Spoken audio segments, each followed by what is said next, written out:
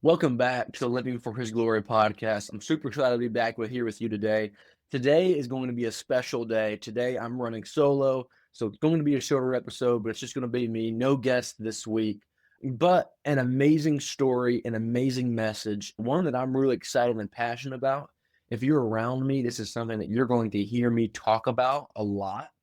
It's something that I live. It's something that I strive for. It's something that no one is perfect in, but it's a core fundamental part of our faith and about life. And is what will bring you true success, not just in the spiritual world, not just in your faith, but in your family, in your fitness, and in your finances. It will truly create you to be a full rounded, amazing man or woman of God. I'm really excited to get into it.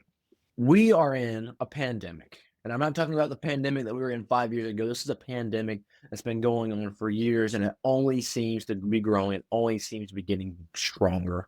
We are in a pandemic of mediocrity. The Bible has several things to say about mediocrity. It has several things to say about hard work, working hard, and the lazy man, the sluggard. So we're going to spend our time looking into the book of Proverbs here. I got a few verses for us. Proverbs 13:4 coming out of the ESV version. The soul of the sluggard craves and gets nothing, while the soul of the diligent is richly supplied. Move forward to Proverbs 14:23. In all toil there is profit, but mere talk leads only to poverty. And finally, in Proverbs 22:29, do you see a man skillful in his work? He will stand before kings. He will not stand before obscure men.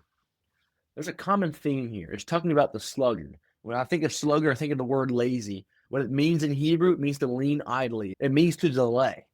We've talked about patience before. That's a strong topic. Talking about the faith, patience, waiting on God's timing. If you're waiting on God's timing, means you don't yet have an opportunity to step into what God has for you. You're waiting for God to give you the opportunity. But if you are a sluggard, it means you have the opportunity, yet you are leaning idly by. You are standing there, you're waiting, you're doing nothing while the opportunity is right in front of you. It is not you who is waiting for God's timing, it is you delaying God's timing.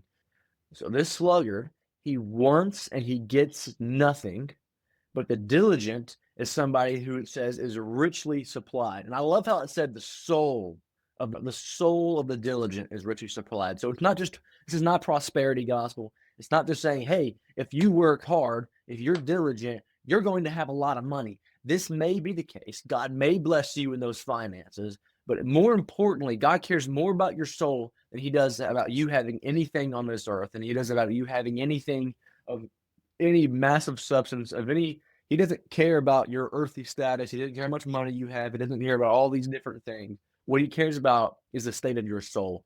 And so if you are diligent, your soul will be richly supplied. And that is true wealth. That's true success. You may have the other kinds of success to go along with that. God blesses you that way. But the most important thing is your soul is being richly supplied. And speaking of how toil leads to profit, laziness is not profit. If you're a sluggard, if you're lazy, if you're leaning idly by, you will not profit. And skillful work brings you in front of kings and not obscure men. I love that word obscure. Obscure means low. That's what it means in Hebrew. And when we look at the word obscure, it says the obscure men means low men, lowly men of no esteem, that are not regarded highly. I think of mediocrity. When I hear obscure, I think mediocrity. Here's why I think that obscure can also mean you're just not noticed. I think if somebody's being not noticed if they're obscure, similar to obsolete. You don't matter. You're unseen. And the thing is, we drive around, we see people that are poor. We see people on the street. We see panhandlers, people that are down on life, people that don't have a home, don't have a place to be, don't have a place to stay, don't have a job, that kind of thing. We see those people. We see them on the streets. We see them where we go. They are noticeable to us. But we also see the people, the one percenters, the people that are all the way up there, the people that run the world, the people that have all the money, the people that are inventing new things, the people that who's for generations after them will never have to worry about money, never have to worry about wealth, never have to worry about any of that. We see them as well. But mediocrity is obscure. The people that are showing up to 9 to 5 and working those 8 hours and then going home and sitting around, maybe talking to their wife, maybe going out with the boys, whatever. Like those people are obscure. Those people are mediocre, living the paycheck to paycheck, not really getting anywhere in life, not really moving anywhere. And I talk about financials, but it extends to everywhere. They're mediocre in everywhere. They're mediocre in their faith. They may just show up to church, get there 5 minutes before, leave there as soon as the sermon's over, not talk to anybody. And when they do leave, they're there, they're worshiping, they're listening to the sermon for an hour. That's great. It's awesome. The second they leave church and they go get some food, right? They go out to a restaurant that afternoon, like right after church, they're gonna go get some lunch. All of a sudden that's gone. All of a sudden the presence of God that they felt in church is gone. All of a sudden they've forgotten the sermon on forgiveness and on patience that they heard literally 2 hours prior, and it's taking a long time for the food to come out. And they're like, "Where's my food? What's going on?" Or the server, or you just don't like the server. Like, "Oh, it's a terrible server." All of a sudden, everything's gone, and they live the rest of their lives in mediocrity. And then their families, they show up, they kiss their wife, they might have some intimacy time with them. They pay a little bit of attention to their kids, but then they go sit on the TV and watch the TV while the kids do homework, not really being active and engaging, doing the bare minimum, those kinds of things. Fitness, they might not eat the worst, but they don't eat the best. They don't really go to the gym, or they maybe do 2 times a week. They might go on a walk or a jog every now and then. Mediocre life, living a life in obscurity. This is not what God wants for us. This is not how he called us to live. In this book of wisdom, it talks about the value of working hard. It talks about the values of being skillful in your work. It talks about the values of toiling. It talks about the values of being diligent. This completely disregards any need, any want to be lazy. It talks about the lazy man, the sluggard, he will get nothing. He will crave and have nothing. There is an amazing example of somebody who is the hardest worker, who is the most skillful, who's got it all together, who toils, he's diligent, and that man lived an amazing life. If you listen to this podcast before, you'll know that one of my great heroes is named Kobe Bryant. And if you know anything about him, today is the 6-year anniversary that he died. 6 years ago today, Kobe Bryant, his daughter Gigi, and several others died in a helicopter crash right outside of Los Angeles. A super sad day for the world. Broke a lot of hearts, mine included. I've really grown to love Kobe Bryant, all his wisdom since then, not just him as a basketball player, but everything, all the stories told about him, all the moments that he's had, everything he said in interviews, and the 4 years he had of life outside or after his retirement. What we know about Kobe Bryant is he fought for something called the Mamba Mentality. They called him the Black Mamba, was his nickname. And the Mamba Mentality really just means showing up and getting better every single day, getting a little bit better every single day. And the way that he did that was toiling with hard work. We talk about the 4 a.m. workouts, the 3 to 4 a day workouts. He worked out on the basketball court or in the gym, went up 3 to 4 times a day, 4 a.m. to 10 p.m., and still found time to be a family man, right? He still found time to be family. He talked about he didn't want to sacrifice basketball, didn't want to sacrifice his family, and so he's going to sacrifice sleep.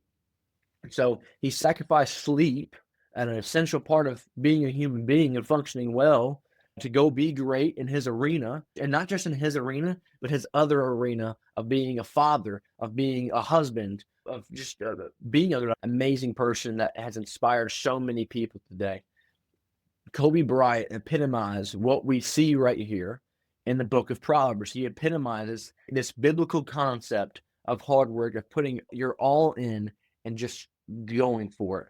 This is something that we need to learn. Now, Kobe Bryant may not have been a super professing Christian. We don't even know if he really was one. Out of all the things he's talked about, being a Christian is not one of them. We know that he definitely has not done some very Christian-like things.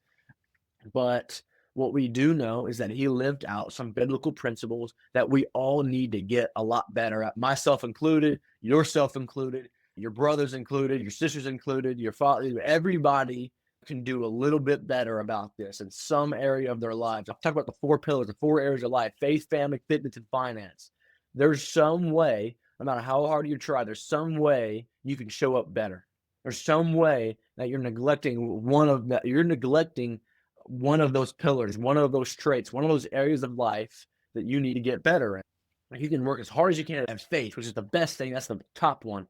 But then you might be neglecting fitness, or you might be neglecting family, or your finances, right? You might not be you might neglect something. And what Kobe Bryant did is, even if he did neglect something, which he was really methodical and thoughtful about how he practiced, it wasn't just he showed up and worked and was diligent, but he showed up and he worked. Or like when he showed up to work, he knew what he was doing. He knew what he needed to work on, and he knew how to do it. And so that's another great thing. When we show up in our faith, when we show up in our family, show up in our fitness, when we show up in our finances, we not only need to go and work hard at that and put our all into it, we also need to figure out how to do that. How do we show up? We need to have a plan to execute better, and we need to execute that plan. Like we need to, and constantly be getting creative, thinking about how can I do this better so I can show up this way. I can show up better for my family this way. I can show up, get after it, and have everything. Like, and really become an amazing 4-pillar man or woman, and just showing up in your life.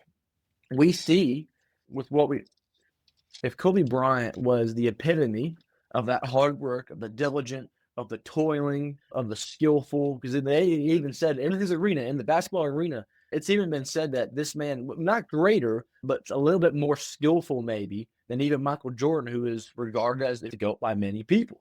So he is skillful. He's very skillful in what he's done. If is that epitome of the hardest worker, then everything should align up here with scripture if the Proverbs are really true. Let's take a look. It says, the soul of the sluggard craves and gets nothing, while the soul of the diligent is richly supplied. I've got nothing to say about Kobe's soul. That was a him thing. That was between him and God. But what we do know is that Kobe was richly supplied. He had an amazing family. He wasn't just richly supplied with his finances by playing basketball at such a high level, but he had an amazing family. His family loved him. He took care of them, especially after retirement. Put all his heart in coaching his daughter Gigi. He loved his daughters. He talked about it in interviews. He's talked about it just to other people. People have told stories. He loved his family. He loved his daughters. He loved his wife, and lived a great life that way. It wasn't just that he was richly supplied in the arena of basketball, but he was also supplied greatly in the region of family, and how much he loved them and how much they loved him. Back to 14:23, in all toil there is profit, but mere talk tends only to poverty. I love this. I love this a lot. So toil, well, we know, as I clarified, Kobe Bryant had profit. He made hundreds and hundreds of millions of dollars in his 20 years in the league and the NBA. He had a lot going for him. He had a lot of endorsements, contracts, 5-time NBA champion. That's a lot of profit. He's at the worst case scenario, top 10 all time. I got him in my top 5 all time. But he's at worst case scenario, top 10 all time. There's a lot of profit in that. The thing, what he did is he toiled to get there. He didn't just talk about it. There's a lot of people that just talk about it. I just want to be about it. There's a lot of people, especially right now. I mean, we're on the last Monday of the new year of January. About January, we're talking about the New Year's resolutions, the New Year's goals, like all those things. And they're great, are awesome. Goals are an amazing thing to have. Goals are an amazing thing to have. But that's just talking about it. There's no toiling. When I'm making New Year's resolutions or making goals or whatever, that's talking about it. When I'm talking about it to my friends or my girlfriend or whoever, my parents, right? When I'm talking about these goals that I have, that's talk. Mere talk leads only to poverty. Talking is the start of it, because some things are a bad idea. You talk them out, right? And you need to tell yourself that, right? Talking the start of it, but without toiling, there is no profit. There's only poverty. And so Kobe Bryant could have said, hey, I'm going to be one of the greatest basketball players of all time. I'm going to be a 5-time NBA champion. I'm going to win an MVP. I'm going to win. I'm a 3-time finals MVP. I'm going to do all these different kinds of things, be one of the greatest basketball players to ever live. But it was not until he toiled for 20 years in the NBA, never mind all the years leading up to that, the 18 years leading up to that before he was in the NBA, that he profited. He profited because of all those years of his life where he toiled to be the best basketball player he could possibly be. And if he just talked about it, there would have only been poverty. But because he toiled for it, there was profit. Now, finally, do you see a man skillful in his work? He will stand before kings. He will not stand before obscure men. Kobe Bryant, like I said, very skillful in his arena. Very skillful in his arena. And if he was that skillful in the game of basketball, there's a great chance he was that skillful somewhere else in his life. And we've talked about the family aspect of it. Of course, being a professional basketball player, his fitness was peak. His fitness was amazing. He pushed his body well past his limits. tearing a lot of things in his body. His body was just really worn down by that vigorous work ethic that he had. But again, we don't know much about his faith life. We don't know if he really had one at all. And most we know about it really is that he was raised Catholic. If he was that dedicated in basketball, we know that he had to have been that dedicated in other things, and family was just a huge one for him. And because of that, he was able to stand before a lot of amazing players. He stood before and competed a little bit against Michael Jordan, stood before and competed against LeBron James, all the other NBA greats, being the 5-time NBA champion. He's been around a lot of successful people. And in those 3.5, 4 years that he had outside of the NBA before his untimely death, he was constantly working on other things. He was an author. He was a writer. He was making these projects, these creative projects, and figuring those things out. He won an award for his Dear Basketball. Like these things that he worked on and he got after, and it allowed him to stand before kings. He was not an obscure man. He was not average. He was a shining bright light that's still shining brightly 6 years later after he's taking his final breath. He took his final breath 6 years ago today, and even now people are still talking about him. People are still thinking about him. I'm on here on my podcast talking about him because he was that great of a man. He was that great of a player. He was that great at what he did, and he was able to get that by being this skillful man, this toiling man, this diligent man. That is the Mamba mentality, getting better every single day and toiling to get there, working hard to get there, getting creative to get there. Nobody's going to outwork me. No one's going to outdo me. No one's going to outthink me. Putting everything you have, your heart and your soul, into something. People say, don't put all your eggs in one basket. And that might be great investing advice, but I think that's terrible life advice. It may make you a more well-rounded person if you follow that advice. Don't put all your eggs in one basket. But if you don't put all your eggs in one basket, or at least a lot of them, like 95, 99% of them, you're never going to be truly great in anything. You might be well-rounded. You might be all right or decent in all these different kinds of things, but you'll never be great in one thing. And Kobe Bryant was great in that one thing of basketball, of winning, of leading, and he was great, and it carried over into his family. And it was just absolutely amazing. So how can we put all our eggs in one basket and just go for it? How can we go for it in our faith? How can we go for it in our family? How can we go for it in our fitness? How can we go for it in our finances? How can we just step into the realm that we are? How can we step into those areas of life, those 4 pillars, and how can we just go all in? How can we just go all in for them? Put all our eggs into our faith with Jesus.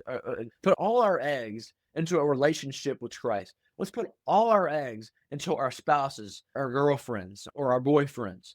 Let's put all our eggs into the basket of our families, of our parents, of our kids, of our good friends, because it's not just family. It's not just immediate family. It's not just blood. It's also the family that you choose, your friends, your close friends. How can we go all in with them? How can we go all in with our fitness? How can we go all in with our eating habits? How can we go all in with our life in the gym or in cardio or running? How can we go all in? How can we go all in our finances? How can we go all in planning and determining, hey, this is how I'm going to show up today. This is what I'm going to do. This is how it's going to be. How can I go all in that planning and creativity to get better every single day and work that plan? How can we get better in working that plan? How can we get better of showing up to work? I'm going to work this hard. I'm going to be so good at my job that no matter what, they can't replace me, or they have to promote me, or they have to pay me more, or else somebody else will. Like, how can we be that good to where nobody wants to replace us and they have to keep adding more to keep us, right? At least in that financial job, because hopefully that's not a reality. That should not be a reality in your faith or family, for sure, in those relationships. How can we show up with Mamba mentality, going all in? Because I tell you what, one person that went all in was Jesus Christ. And if you listen to my episode with Jacob Wolf a few weeks ago, about a month ago now, we really well painted the illustration of what Jesus went through on the cross for you. Jesus went all in for you. We talked about Kobe Bryant for a lot of this and how all in that he was. Kobe Bryant's all in was nothing compared to what Jesus' all in was. Jesus went all in, dying a sinner's death, dying on the cross for you, to have a relationship with you, to live eternally with you because he loved you. If you go all in, it means you love it. Jesus went all in with you and because he loves you. Kobe Bryant went all in with basketball because he loved basketball. He went all in with his family because he loved his family. So let's do that. So instead of just, hey, let's do this, let's do it from love. You won't be able to go all in if you're not doing it from love. Anger fades, hate fades, emotion fades. Love's not an emotion, guys. You can feel love, sure, but it's not an emotion. Love's permanent. True love is permanent. Godly love is permanent. So let's go all in with our faith, family, fitness, and finance. So all in with that coming from a place of love, coming from a place of godly love, of sacrificial love, of serving love. Let's love God, our families, our bodies, and our work lives, our finances, so that we can live fully to the potential that God has called us to live. So we can live fully in that, live fully in God's grace and God's mercy and God's love. And we can live out this way of being a diligent man, a toilful man, and a skillful man. And this will richly supply you. This will profit you. This will bring you in front of kings. This is a way that we are not just brought in front of kings, of earthly kings. This is how something that we glorify and are brought in front of our heavenly king, the one true king, the king of kings. I love you guys. I hope you guys have a great day. I hope you were able to be fed into today. I hope this episode, this solo episode, really inspired you to go all in with what you got and to go all in out of a place of love, just as Jesus did for us, just as Kobe did for basketball, just as somebody in your life is actively doing for you, whether it be a friend, whether it be a spouse, whether it be a partner, whether that be your parents. Somebody loves you enough to go all in for you. And if you don't feel that way, I would encourage you to look again, because I'm sure that somebody is. And I know for a fact that Jesus Christ is. Go all in. Go all in from a godly source of love and execute today. Get creative, get better, and live a life that's more centered around Jesus and more centered around how God has called us to live.